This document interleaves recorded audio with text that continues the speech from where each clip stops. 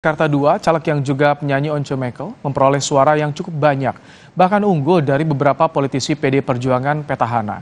Selama kampanye, Once Mekel juga turut bernyanyi menghibur masyarakat. Dapil DKI Jakarta 2 sering disebut orang dapil neraka karena persaingan yang sangat ketat di sana.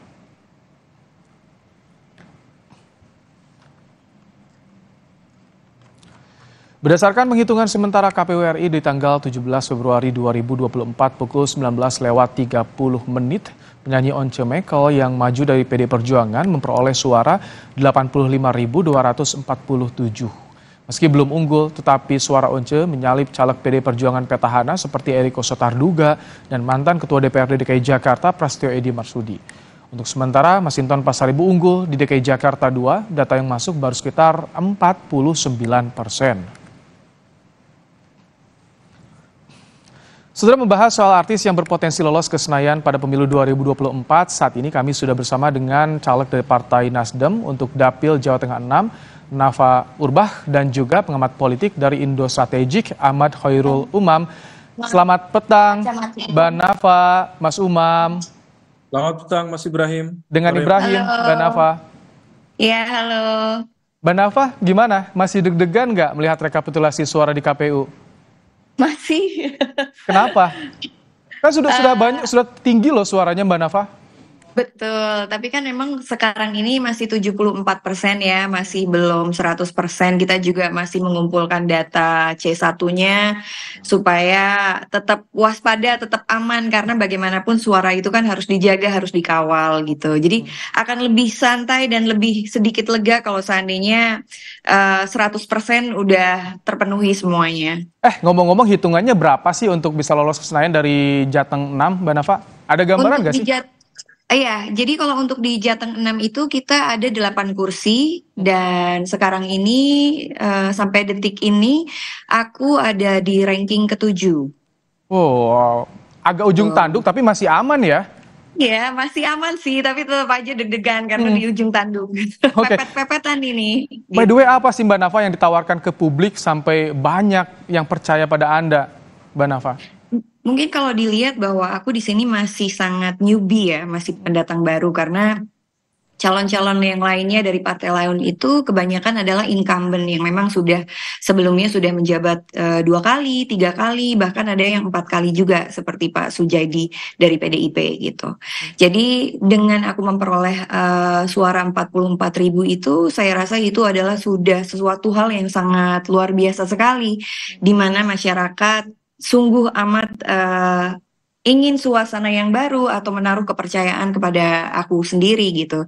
Jadi ini adalah suatu opportunity juga, tapi ini juga suatu beban yang aku juga mempunyai tanggung jawab besar ke depannya, dan bagaimana supaya bisa mewujudkan semua aspirasi dari masyarakat ke depannya. Ini kalau misalkan lolos nanti hasil resmi dari KPU, rencananya mau di pos mana? Komisi berapa, Mbak Nafa?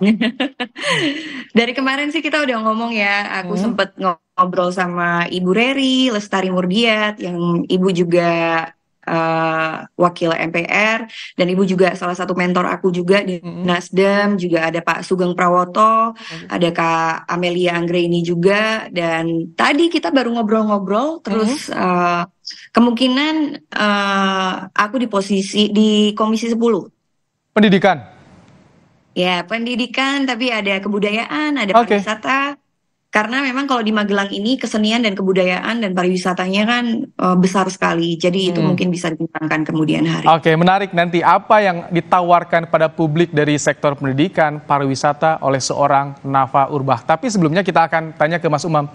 Mas Umam, bagaimana Anda melihat ini fenomena artis nyalek dan tak main-main mendulang suara yang begitu besar? Contohnya Nafa Urbach, Mas Umam.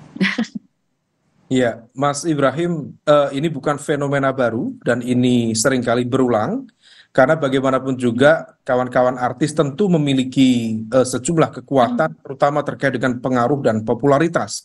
Dan kalau misalnya kita bicara rumus dari elektabilitas, tentu harus memiliki basis popularitas yang kemudian popularitas tentu harus linier dengan ketersukaan atau likability, dan kemudian kalau misal digarap secara optimal dengan sosialisasi, dengan door-to-door canvassing, maka kemudian bisa berubah menjadi electability atau keterpilihan. Nah, di dalam konteks ini, diakui atau tidak, kawan-kawan artis tentu memiliki luxury yang jauh berbeda dibanding dengan caleg-caleg konvensional pada umumnya.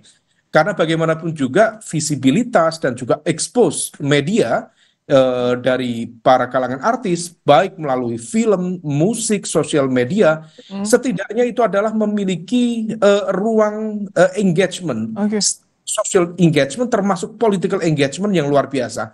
Nah, kalau misal kemudian ini di backup dengan logistik yang memadai, sosialisasi yang memadai, tentu akan menjadi sebuah mesin politik yang cukup. Tapi kan artis yang nyalek banyak, Mas Umam. Apa yang harus jadi pembeda agar bisa eye-catching, bisa menarik simpati publik?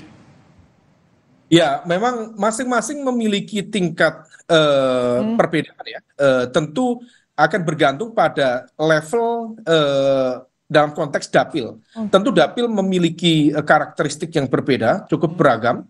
Tetapi kalau misal kemudian bagaimana pendekatan dengan menunjukkan lokalitas, termasuk dalam konteks ini adalah kearifan lokal yang kemudian bisa ditonjolkan, dan kemudian lagi-lagi kampanye terbaik adalah face to face, dan merupakan strategi yang paling jitu. Memang per hari ini engagement melalui sosial media itu juga cukup efektif, tetapi di dalam konteks elektoral, apalagi kemudian kita bicara dalam konteks murni elektoral, maka kampanye terbaik adalah face to face campaign. Nah, kalau kemudian itu bisa dilakukan, keyakinan Mbak Nafa misalnya punya elektabilitas di angka sampai 44.000, bahkan kemudian nanti bisa tembus 50.000 misalnya, hampir mustahil kalau misal kemudian tidak pernah turun dengan intensitas yang tinggi ke basis pemilih loyalnya. Nah, kita juga spill ya Instagramnya Mbak Nafa, banyak langsung turun gunung face to face dengan warga.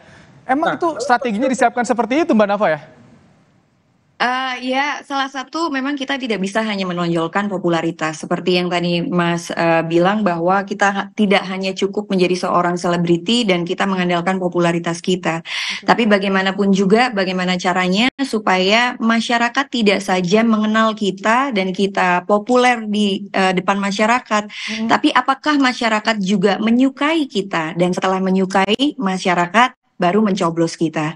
Dan salah satu strategi yang kita lakukan adalah bagaimana kita mengenal dari masyarakat di Dapil 6. Kalau di Dapil 6 itu kan banyak sekali ya keseniannya, pariwisatanya, komoditas apa aja yang dihasilkan di Dapil 6. Nah, di situ juga sangat amat mengajari saya untuk terus belajar apa yang kedepannya nanti bisa dikembangkan, apa yang nanti kedepannya bisa diajak kerjasama, dan apa kedepannya nanti yang bisa dimajukan, dan aspirasi apa yang nanti akan didahulukan, seperti itu.